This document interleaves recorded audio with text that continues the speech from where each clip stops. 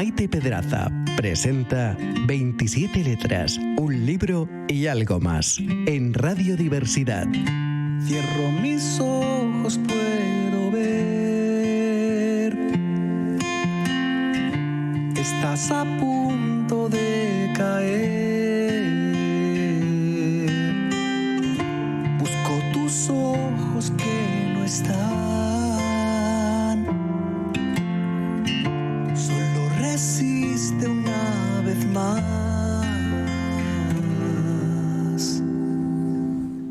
No te sueltes. Buenos días, queridos amigos, queridos oyentes, una vez más desde Radio Diversidad, Radio La Barandilla, 27 letras, un libro y algo más, de nuevo con vosotros. Bueno, ya estamos prácticamente con las vacaciones olvidadas, aunque, en fin, alguno que estará por ahí, pero nosotros ya se nos han terminado. Entonces volvemos a la normalidad, bendita normalidad y bendita rutina. Eso lo hemos comentado siempre, por lo menos es lo que a mí me equilibra y bueno, es lo que me gusta. Queridos amigos, queridos oyentes, hoy tenemos dos invitados de lujo, bueno, de lujo siempre. Procuramos traer aquí invitados que nos puedan aportar y de hecho nos aportan muchísimo. Hoy tenemos con nosotros a Eduardo Montagut. Eduardo, buenos días, corazón. Buenos días. Habría que hablar eso de la rutina, pero bueno, sí, está bien. A mí bendita rutina, Eduardo. A mí esto de irte, que además, si luego todo en el fondo es una rutina. Te vas de viaje, te levantas, tal. No. Yo prefiero esta rutina que por lo menos me enriquece. Queridos amigos, Eduardo Montagut es doctor en Historia Moderna y Contemporánea, profesor de Geografía e Historia en la Comunidad de Madrid. Es miembro de la Real Sociedad Económica Matritense de Amigos del País y de la Real Sociedad Vascongada de Amigos del País. Además,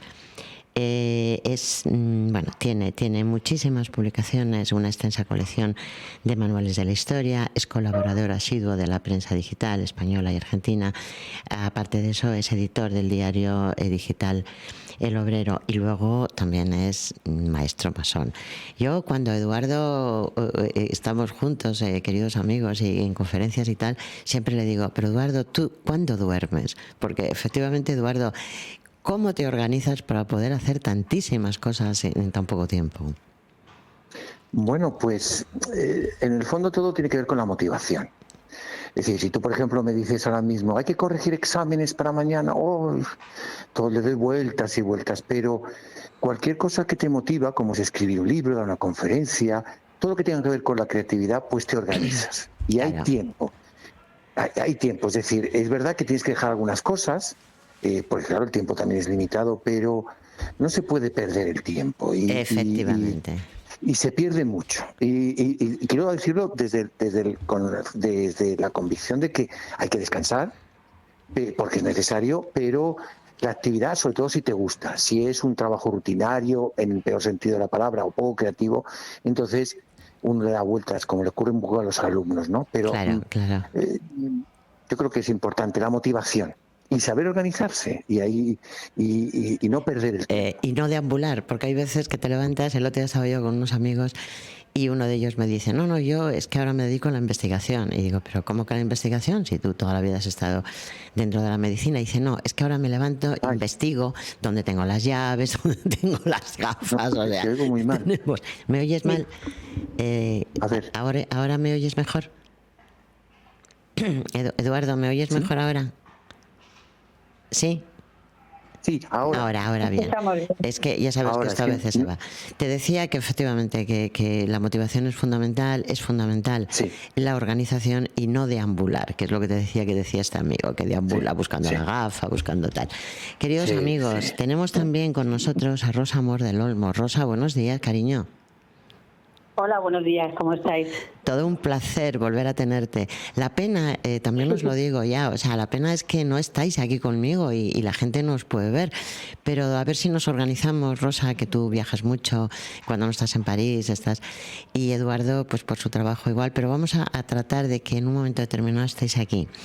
Queridos amigos, Rosa Amor del Olmo es doctora en Filosofía y Letras, también tiene la Filología Hispánica con la Unidad Complutense. Además, complementa sus estudios con un segundo doctorado en filosofía, religión y ética, un máster de formación de posgrado, es profesora de literatura en diversas universidades, es considerada en el mundo académico como una de las 5 mujeres hispánicas del mundo especializada en la obra galdosiana. Deciros, queridos amigos, que Rosa escribió un libro maravilloso, ella dirige una revista de estudios galdosianos, y uno de los libros de Benito Pérez Galdós fue uno de los más vendidos en ese momento en la feria, en la Casa del Libro, exactamente. Rosa es autora de numerosas publicaciones, es crítica literaria, ensayo, ediciones, es directora de la revista Isidora. Bueno, podría continuar con el currículum de Rosa como con el currículum de Eduardo y bueno, el programa se nos iba. Lo importante es que lo mismo Rosa que Eduardo, o Eduardo que Rosa, son personas muy comprometidas con lo que están haciendo. O sea, les da tiempo a todo. Rosa le pasa lo mismo que a Eduardo. Escribe libros, da conferencias, viaja muchísimo y siempre, tengo que decirlo, que lo mismo uno que otro, les llamamos para la radio, para una conferencia y siempre estáis dispuestos, con lo cual para nosotros es una auténtica maravilla.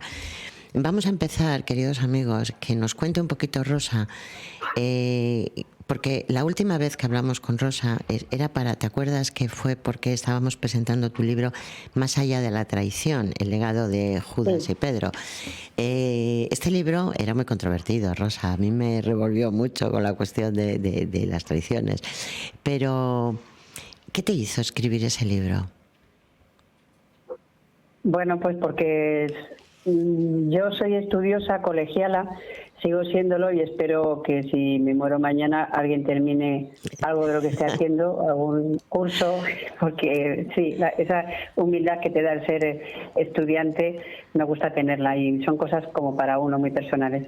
Entonces, bueno, detrás de ese libro vienen otros que saldrán de aquí a diciembre, uno sobre Juan el Amado y otros 2 más sobre la mujer, el Antiguo Testamento y el Nuevo, focalizado en la figura de Jesús. Y bueno, cuando dices, Rosa, Juan Amado, ¿hablas de Juan Bautista? No, hablo del apóstol Juan. Hablas del apóstol. Sí. Las cartas, el Apocalipsis y el Evangelio, ¿no? Aunque tienen estilos distintos y bueno, pues muchas veces se dice que no es el mismo, pero bueno, eso es. Entonces, bueno, estoy trabajando en eso porque me gusta, como ha dicho Eduardo, somos bastante currantes, muy currantes. Y bueno, pues eso siempre da frutos, no perdemos el tiempo. No, ya os digo que vosotros no perdéis el tiempo. Mucha tontería, la verdad. Yo no sé, tiene que dejar una obra hecha, ¿no? Y bueno, mirar, Eduardo, pues impresionante. Y bueno, pues yo trabajo desde hace mucho por diversas razones. Soy una mujer de encierro, de biblioteca, eso es lo que ahí es mi medio y es donde soy feliz. Entonces, la motivación, como dice, pues igual, cuando hay que corregir, qué pereza. Incluso impartir docencia a distancia, bueno, pues también me da un poco de pereza, me gusta luego, ¿no? Pero al final, pues unos escritorios donde se siente bien. De todas formas, te has metido yo te pregunto, dentro de mi humildad en este aspecto, yo que he leído muchos libros tuyos que son realmente fantásticos, te has metido en un tema ahora con la Iglesia, porque yo tengo aquí, queridos amigos, y os lo voy a enseñar porque me hace mucha ilusión, de todos los que yo he leído de Rosa, que todos son buenísimos, insisto, hay uno que es muy divertido, y es muy divertido. Yo de hecho ha habido momentos que le llevo en el bolso y tú lo sabes, Rosa, y es La maleta de Gloria. Este libro cuenta montones, es que me encanta este libro. Bueno, lo voy a poner así para que le vean los oyentes, porque es que de verdad es un libro que es divertido. Yo te cuento montones de anécdotas, esos despistes que dices y bueno, qué problema tenemos las amas de casa, que en este caso yo, aparte de mis quehaceres, también soy ama de casa, no encuentro nunca los calcetines, o sea, los pongo en el cajón y nunca consigo emparejarlos. Bueno, pues queridos amigos, la pregunta que yo te haría, Rosa, es, después del Maletín de Gloria, que es una auténtica maravilla, te has metido con la Iglesia.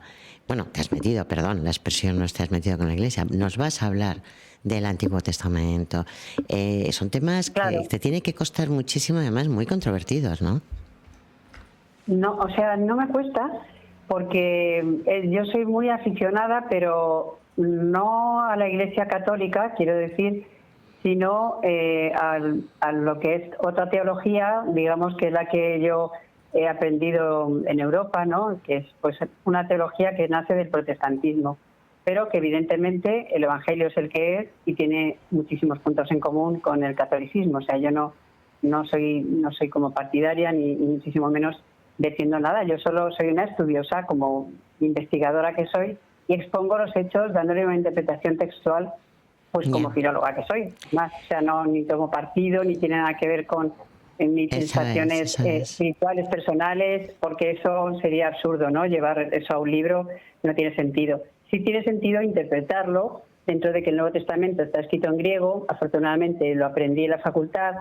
Y bueno, y el Antiguo Testamento, pues los judíos de los cuales soy descendiente, pues se hicieron los amos, ¿no? Entonces, ¿Eres descendiente de sefardíes? Sí. Ah, muy bien, muy bien. De todas formas, luego a lo largo del programa te voy a hacer una serie de preguntas, más que nada porque incluso me lo aclares a mí misma, que yo también, vamos a ver, yo soy religiosa. Y bueno, evidentemente, pero como no podía ser de otra forma, respetuosa absolutamente con todas las religiones, como no podía ser de otra forma, insisto. Y me gusta mucho cómo escribes, porque efectivamente contigo aprendemos, pero tú ahí lo que haces es darnos una información, o sea, la historia la tenemos que, en cuestión de religión, tenemos que leerlo, aprenderlo, para luego poder decidir. Yo estoy muy a gusto con mis creencias, tú con las tuyas, pero sí que es importante, Rosa. A mí me parece que eso... Claro, es que como eso lo sabe muy bien el profesor Montagut. Sí, ahora voy con él.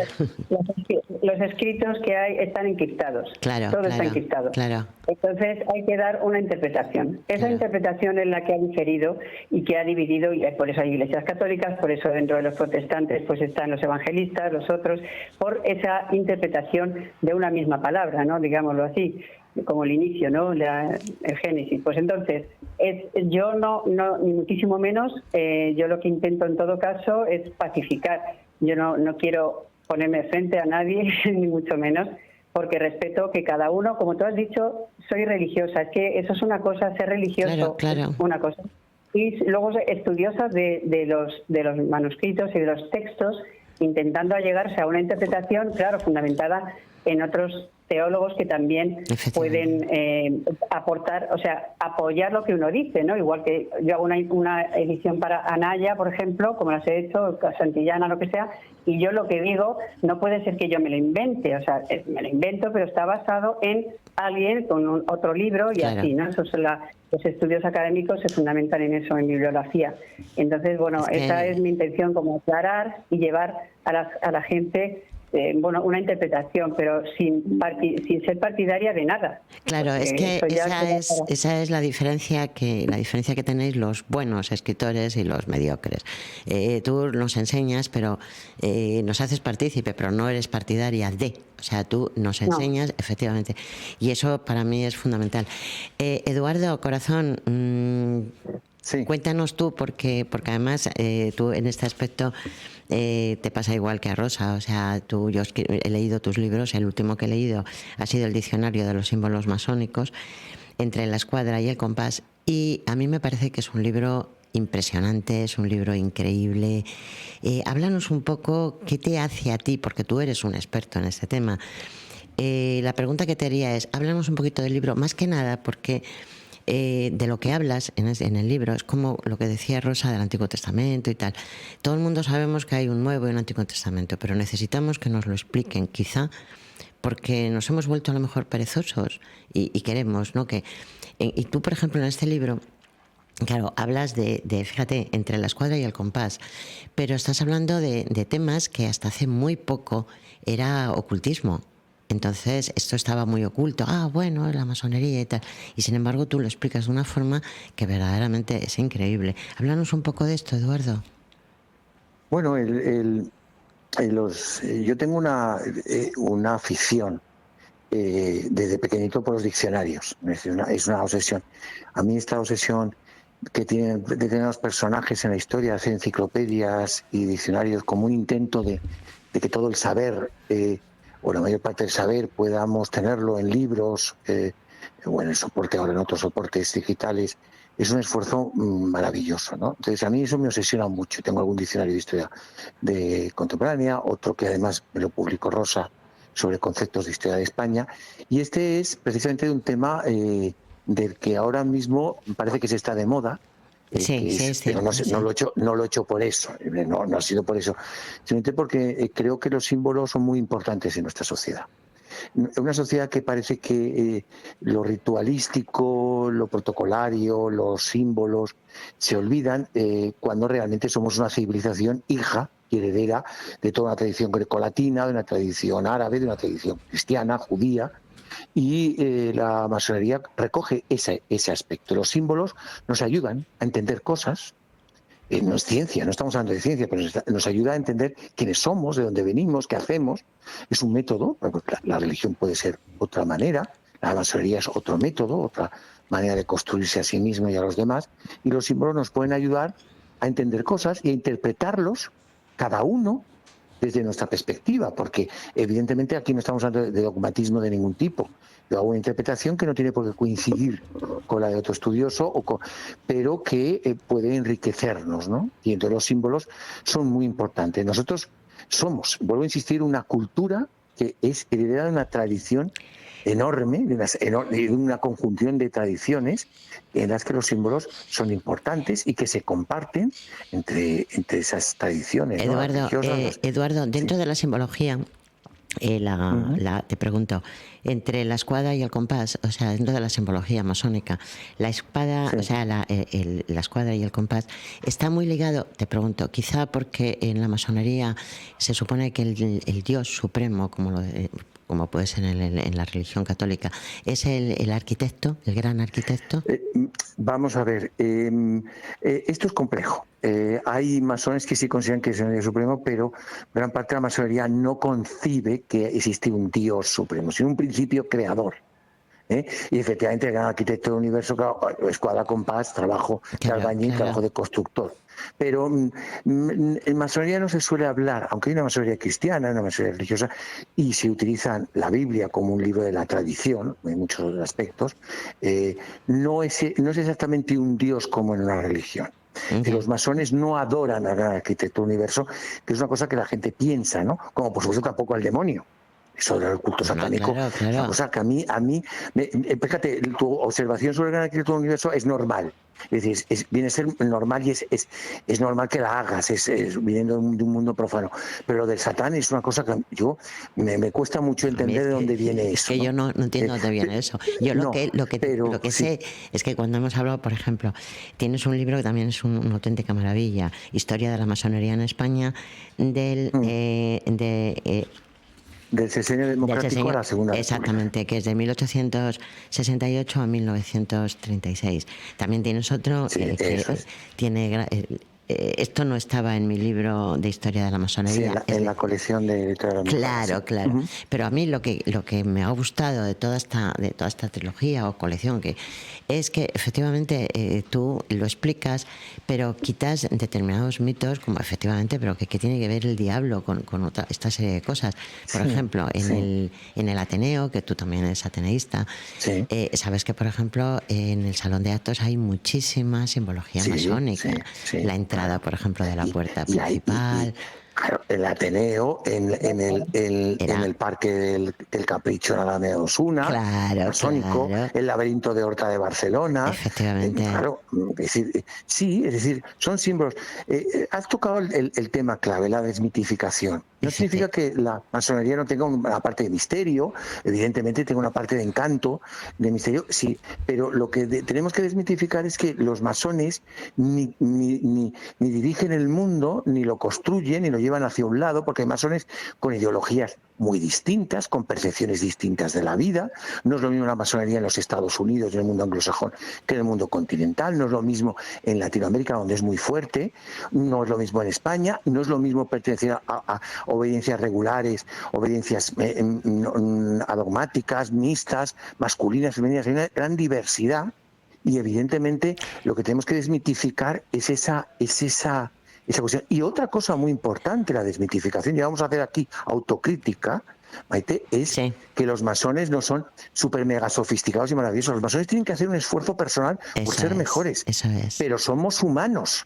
Sí. Y como humanos que somos, cometemos muchos problemas. Como una, digamos, vamos a ver, en el cristianismo, para que nuestros oyentes también, por lo menos yo me gusta explicarlo así, por ejemplo, en el cristianismo, nuestro camino, por llamarlo de alguna forma, es bueno, pues a ser bueno, que Dios todo lo ve, porque bueno, y luego que ya nos premia, ¿no? Vas al cielo, al infierno, al purgatorio, que dicen que no existe, pero es que no sabemos nada, todo es como un misterio. En la masonería me imagino que es exactamente lo mismo, o sea, es un camino de rectitud, que es un camino que tenéis que luchar por esa rectitud.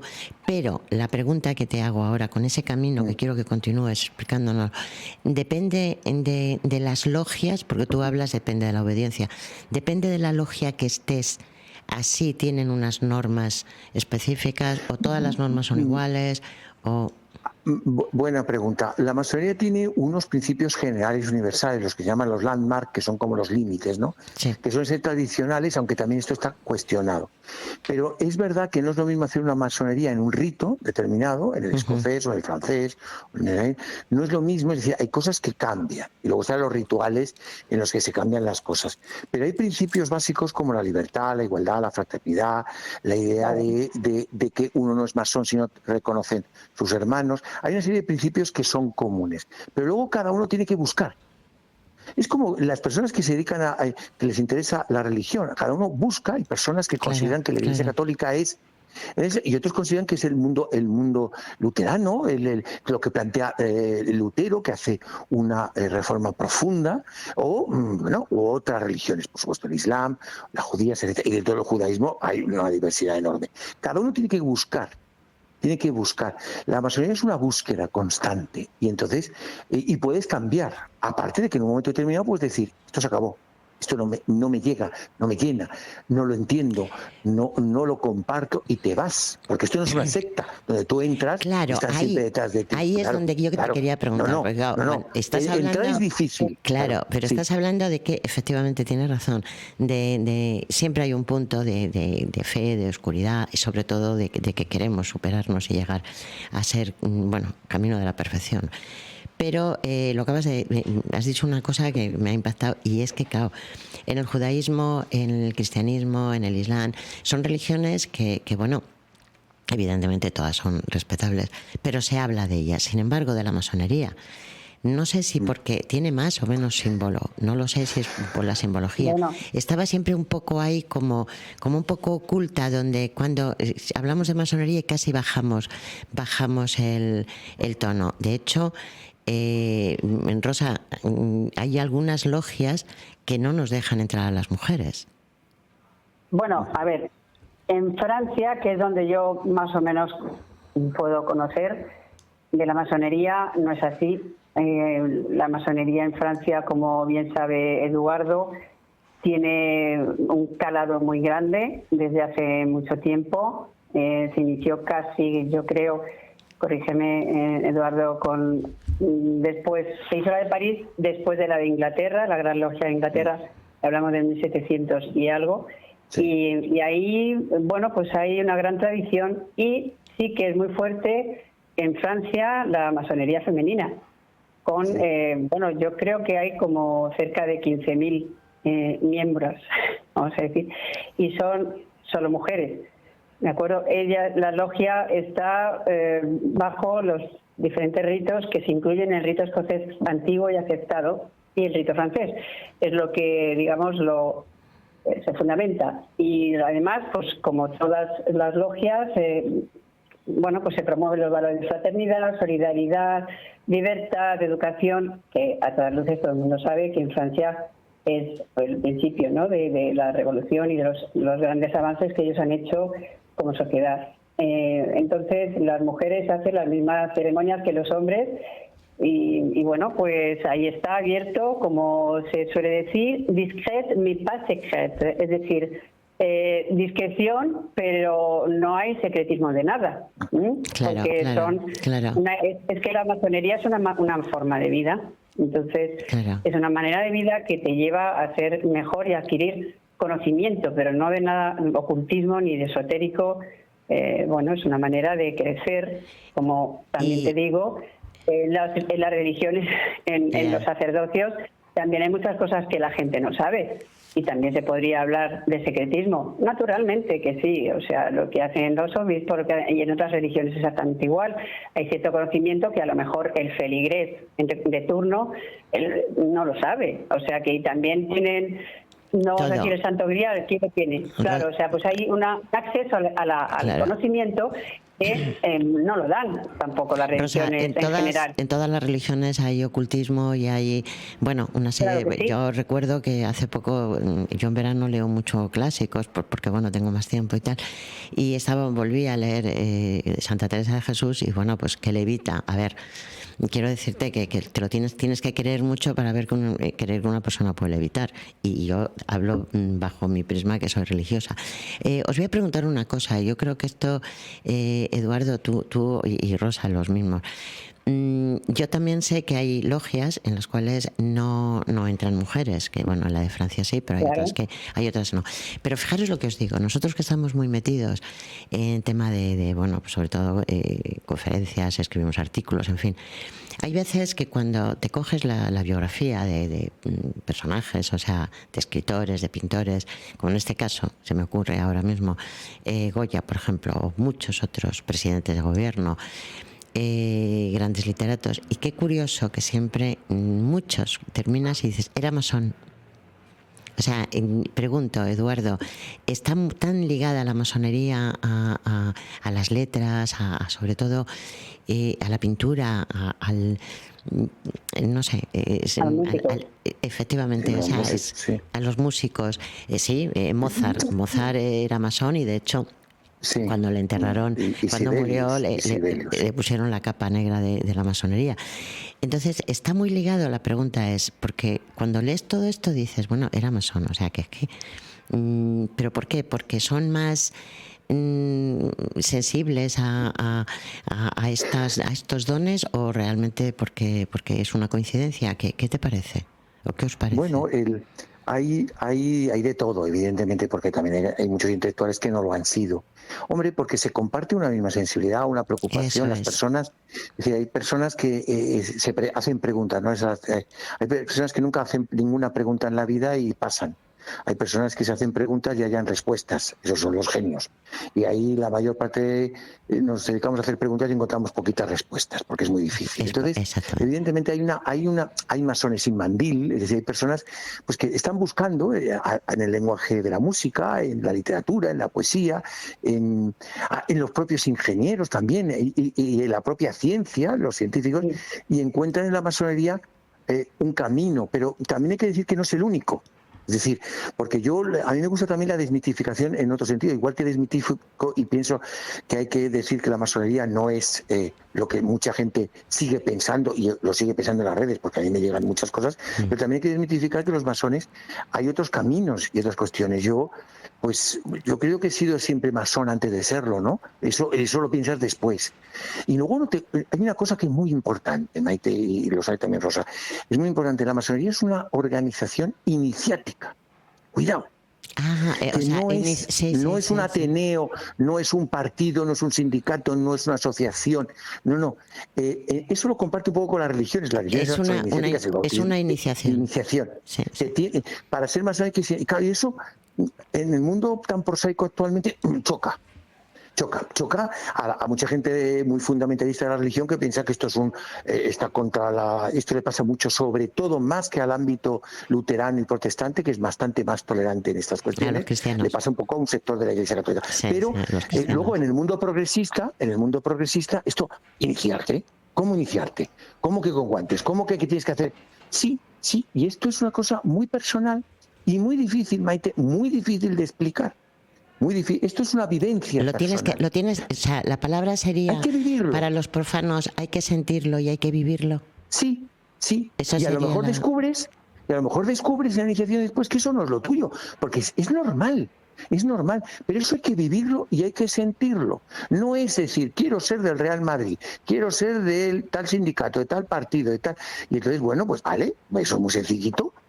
¿Y cómo son los pasos? Me pregunto, porque yo he leído pues pero sí. Lo que me refiero es que los pasos son, que a mí eso me parece genial, porque eso demuestra que realmente hay una formación, sobre todo una humildad, que es, primero son aprendices, o sea, está el aprendiz, el ayudante, el tal, hasta llegar a un escalafón que es cuando el grado 30, creo que es el grado 30, el máximo. Bueno, el maestre. Hay 33, bueno.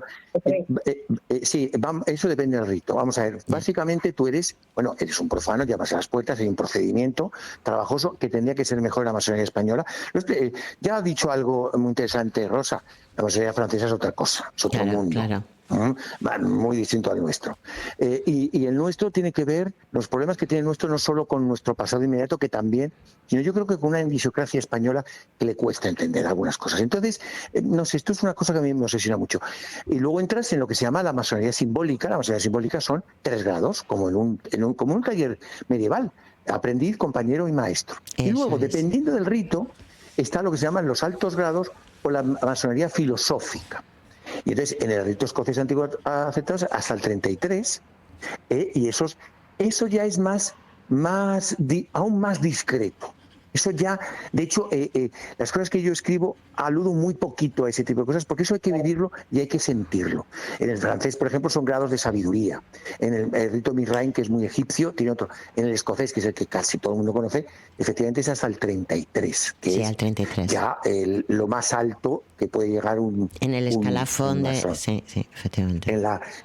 Pero cuidado, en la cuestión masónica, que luego existe la parte administrativa de gobierno de la masonería, que esos son empleos o cargos, oficios, no sé qué, oficios, que eso es distinto, ¿no? El venerable maestro de la logia, los tesoreros, etcétera. Pero eso es más entendible, porque eso tiene más que ver con lo que es la organización.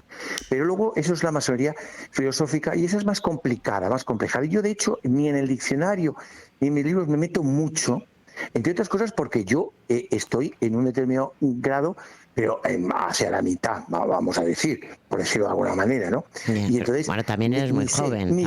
También eres muy joven.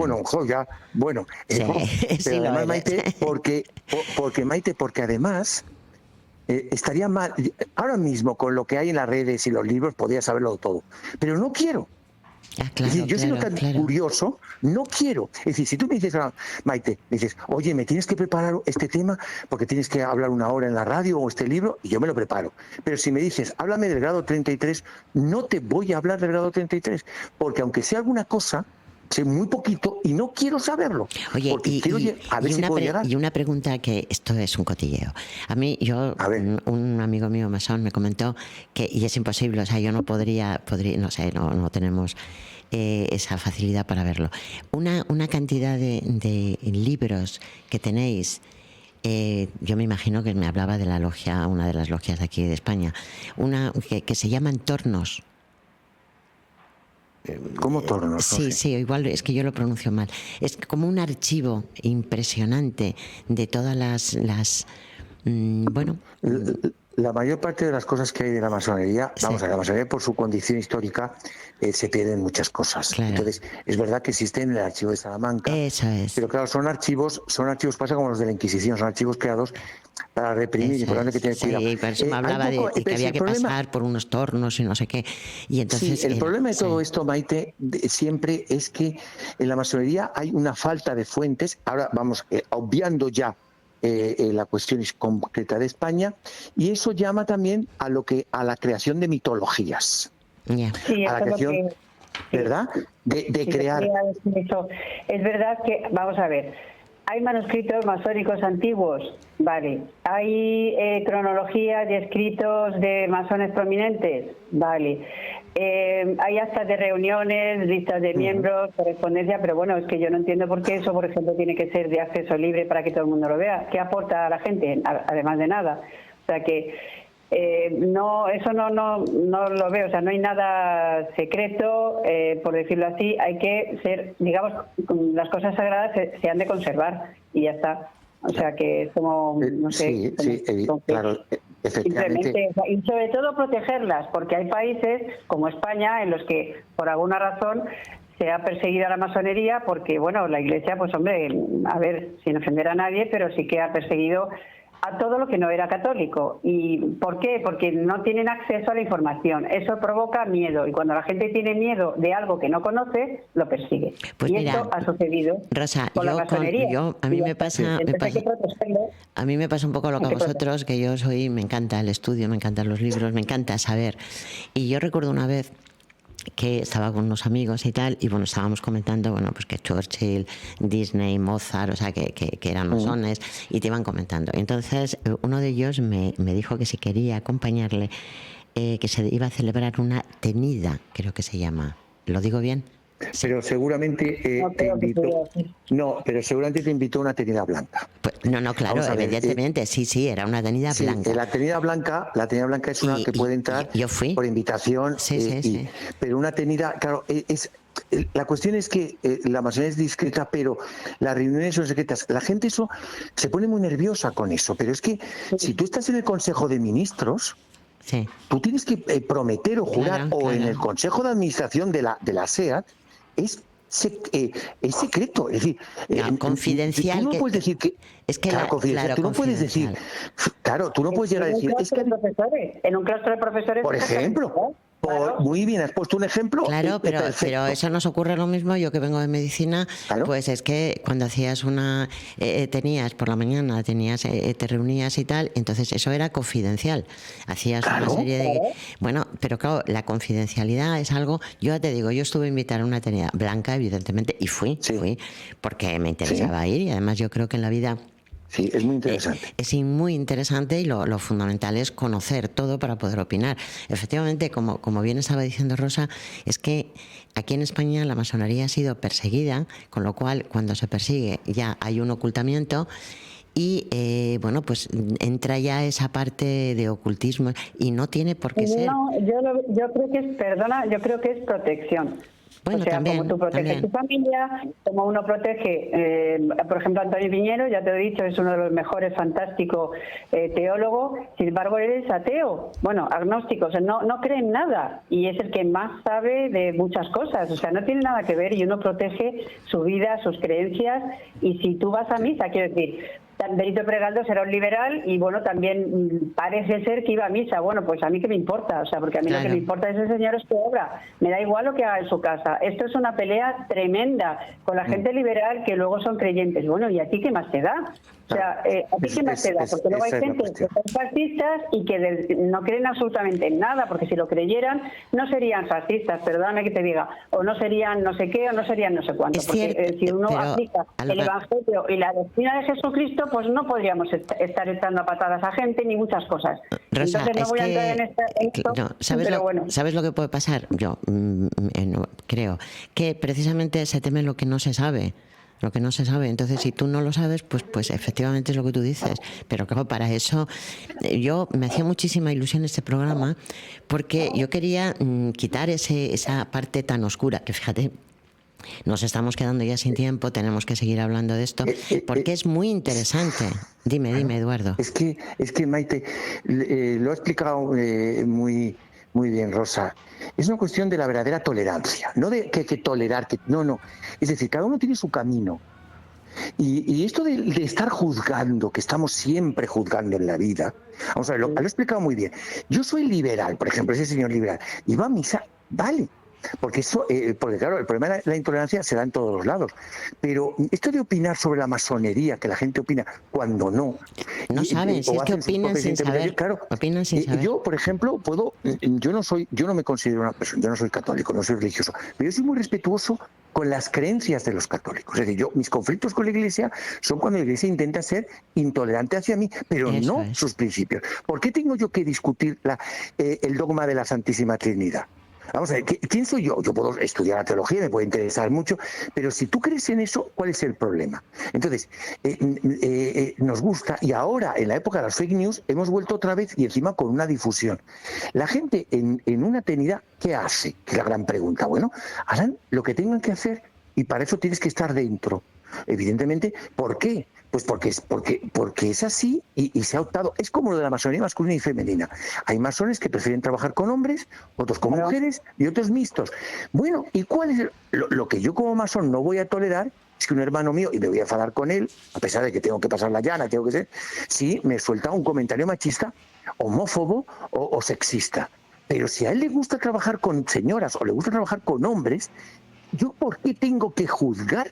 Es la gran obsesión que existe en nuestra sociedad y en la sociedad española, que nos encanta juzgar. Eduardo, has dicho una cosa y te tengo que, te corto, discúlpame, Sí, pero para hacerte sí, esta pregunta, sí, porque faltaría más, hombre. seguro que montones de nuestros oyentes están haciéndose la misma pregunta, estoy convencida. Has hablado que efectivamente el masón no es machista. No tiene por qué ser. Cuidado. O sea, a ver, No tiene, fíjate la diferencia de usar gramática. Esa es la cuestión. No Vamos a ver. tiene por qué Un masón serlo. puede ser de derechas O de izquierdas. Yo conozco masones de derechas. O no me gusta protestantes, porque es una especie de luteranos. Pueden ser judíos. El mundo musulmán es más complicado con la masonería. Bien, pero pueden ser de determinadas cuestiones. Bien. Pero lo que un masón en los principios no podría ser. Pero claro, Maite, somos humanos. Claro. Y por ejemplo, uno de los grandes masones, Pike, norteamericano, que hace un esfuerzo enorme, creía en la segregación racial. Tú fíjate, porque yo soy me gusta la desmitificación. Esto de que también los masones nos creemos que somos la élite, la crème de la crème, y hablamos solo de cosas súper sofisticadas, no. Cometemos errores todos los días. Soberbia, no somos tan hermanos, porque somos humanos. Lo que pasa es que tenemos que hacer un esfuerzo. Yo, como historiador, y ya me olvido de la masonería, no me gustan los mitos. Me gustan los mitos porque lo paso muy bien y son muy interesantes literariamente y te ayudan a entender muchas cosas. Pero no mitifiquemos nada, porque terminamos entonces tergiversando las cosas. Claro, efectivamente es que lo acabas de definir perfectamente. Vamos a ver, es como cuando nosotros aquí, estoy ahora mismo haciendo la radio en Radio Diversidad, pero ya sabéis que está dentro de un hospital de día. Entonces es como cuando hay violencia en la calle y te dicen, un enfermo mental, no, perdona. O sea, es que es un violador, no. O sea, hay gente mala y gente buena, gente enferma y gente sana, que bueno, había que decir esto de somos muy sanos psicológicamente. Bueno, pero claro, es que también quién es normal y quién no es normal. Por eso, una vez un alumno me soltó, profe, es que tú no eres normal. Ay, profe, perdona. Y le dije, no me enfado contigo. Porque para mí que me digas normal como la gente... No, es que ¿qué es eso la normalidad? El respeto y la tolerancia absoluta, no la tolerancia de permitir.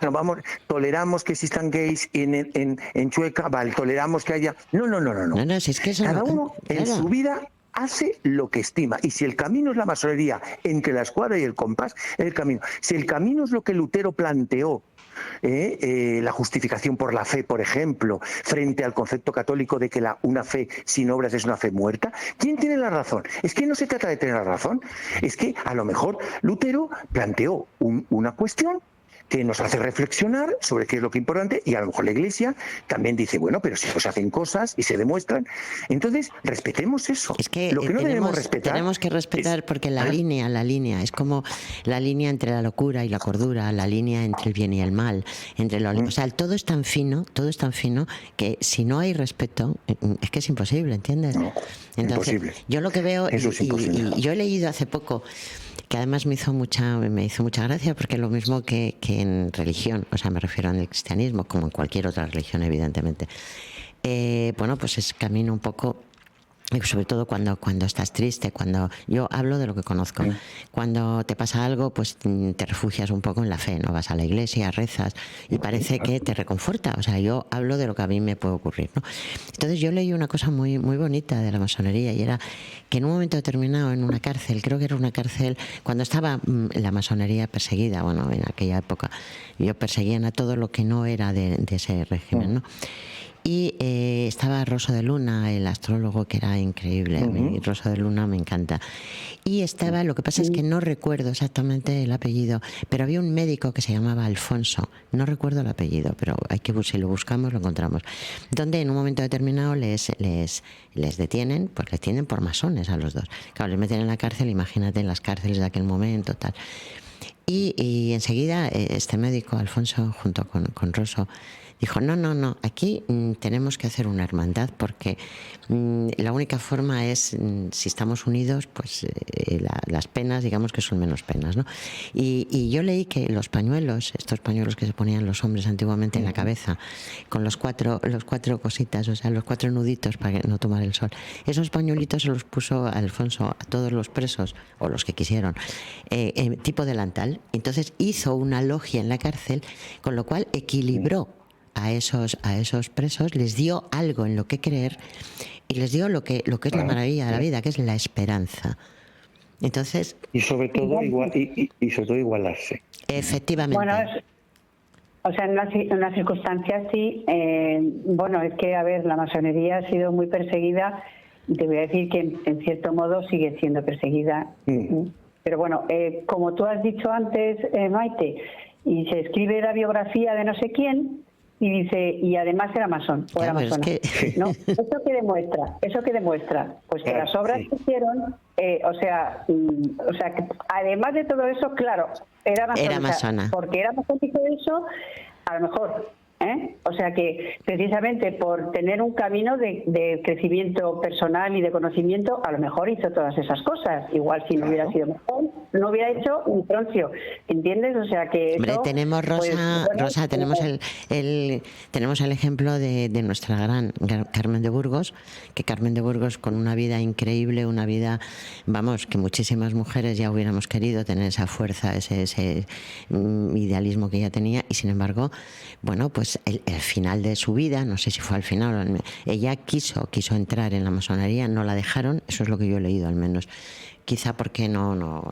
permitían mujeres, y ella hizo una logia. O sea, al final ella tenía esa predisposición, que es lo que has dicho tú, Eduardo, a lo mejor ella era masona sin saber que lo era. Sí. Bueno, yo, para tampoco interrumpir más a Eduardo, o sea, la Gran Logia Femenina de Francia, o sea, tú vas a la página web y ahí lo ves, ves bastantes cosas, y sí. Y como devenía, o sea, en Francia es un poco más complicado, porque muchas veces las mujeres no aparecemos con el nombre nuestro, porque aquí casi porque sí tienes que llevar el nombre, el apellido de tu marido. Entonces, si te casas 3 veces, pues imagínate el lío que tienen administrativo, ¿no? Entonces yo a lo mejor podría aparecer como Rosa Fraguas, por ejemplo, en lugar de Rosa Amor del Olmo. Entonces es un poco más complicado. ¿Y a eso le llaman secretismo? Bueno, no lo sé. Es que yo creo que no lo sé, a nadie le importa, creo yo, lo que haces ahí. A lo mejor probablemente deberían fijarse en lo que uno hace, o sea, no el cómo llega a hacerlo. Pues mira, búscate la vida. O sea, quiero decir, si yo te puedo ayudar a que tú tengas un camino, bien, pero eso es la propia persona la que te tiene que forjar dicho camino, porque es un trabajo. En cualquier religión, en cualquier profesión, hay una famosa frase, que es: por tus obras te conocerán. O sea, tú te comprometes y al final por tus obras te van a conocer. Chicos, nos vamos quedando sin tiempo. Yo lo que me gustaría es que esto, bueno, que continuáramos esta charla, más que nada porque, primero, porque habéis escrito unos libros maravillosos y fantásticos, y yo quiero estar al día. Y creo que para el programa 27 letras, un libro y algo más, sería impresionante que lo mismo, Rosa, tú, cuando tengas publicados esos libros, vengas, o si no puedes, pues igual por Zoom lo hacemos, más que nada para que se vean los libros. Y tú, Eduardo, lo mismo con tus libros, los traes, lo comentamos. Y Bueno, seguimos. la semana que viene presento en el Ateneo el último número impreso de la revista Isidora de Estudio Galgosian, Sí, el número 40, lo presentas pero por... luego ya- sí, lo presentas con José Antonio García Regueiro. Sí, y luego a partir de ahí pasamos a un portal digital y bueno, ese es el último en papel, aunque yo cada vez que digo que es la última vez que voy a hacer una cosa, me miento a mí misma, porque luego a lo mejor vuelvo y lo hago otra vez, o sea que- Mándamelo por correo, que yo sé que lo he leído en la página web. De hecho, ayer estaba en el Ateneo y me lo comentaron, pero no lo tengo en agenda. Pero bueno, me lo mandas o me meto yo en la ESA. Pues igual, Rosa, yo quiero que vengas al programa y sobre todo, Eduardo, esta información que tú has dado es tan impresionante, tan buena, tan enriquecedora, más que nada porque ese ocultismo, que bueno, tiene que haber ese misterio en todos los sitios, pues como tú has dicho. Lo que tiene que haber es discreción. Eso es. La discreción. Eso es. Y que hay cosas que son todos masones, como hay cosas que hace la Iglesia y que no sabemos. Y ¿sabemos lo que ocurre en un conclave? ¿Realmente? No lo sabemos en absoluto. No lo sabemos. Sabemos que sale la fumata y dices, bueno, ya te habemos papa, pero no sabemos realmente. Yo creo que continuamos con esa confidencialidad, que es lo que creo que debe ser. Pero sí que me gustaría seguir hablando de este tema porque hay muchas cosas de que hablar, y lo mismo que se habla del ritual cuando un masón muere, dónde va y tal, bueno, también ocurre en otras religiones, o sea... al oriente eterno van los masones. Sí, lo acabo de leer. Sí, lo acabo de leer porque... Al oriente eterno. Al oriente eterno. Sí. Bueno, pues nosotros se supone que vamos al cielo o al infierno o al purgatorio, vete tú a saber. Claro. Yo os cuento para que veáis, y esto es una anécdota, y ya te digo, estamos terminando. Yo me acuerdo que en el hospital hubo una época, ahora ya, bueno, las cosas han cambiado, ¿no? Pero, y sigue habiendo, por desgracia, muertes infantiles, ¿no? Pero hubo una época que, bueno, pues los niños se morían mucho, no sé por qué, pues había más infecciones. Yo terminé la carrera y había mucha mortalidad. Y yo recuerdo que cuando yo veía que la cosa se ponía mal y ya estaba el carro de paradas y tal, yo me iba por un poquito de agua y se bautizaba. Y yo recuerdo que luego decían los médicos, ¿dónde está Maite? Dice, habrá ido por el agua. Y entonces yo le bautizaba y me quedaba muy tranquila. Y yo recuerdo que un médico, que era masón, por cierto, y me acuerdo que me dijo, luego me lo confesó lo de la masonería, pero me dijo, ¿pero tú realmente crees en el purgatorio? Dije yo sí, no lo sé, pero por si acaso, yo que vaya al purgatorio, que no se quede en el limbo. Entonces, tú imagínate creer en el limbo, Dios mío. Bueno, pues, pero por si acaso yo les echaba el agüita. Chicos, me están diciendo que ya, Tony, muchísimas gracias. Tony es nuestro técnico, maravilloso. Estáis ya, con compromiso de que tenéis que volver, ¿de acuerdo? Perfecto, muchas gracias. Eduardo, muchísimas gracias. Rosa, muchísimas gracias. Un abrazo muy fuerte. Y queridos amigos, queridos oyentes, muchísimas gracias por estar ahí y un besote muy fuerte de Maite Pedraza. Tu dolor, que no ves más allá.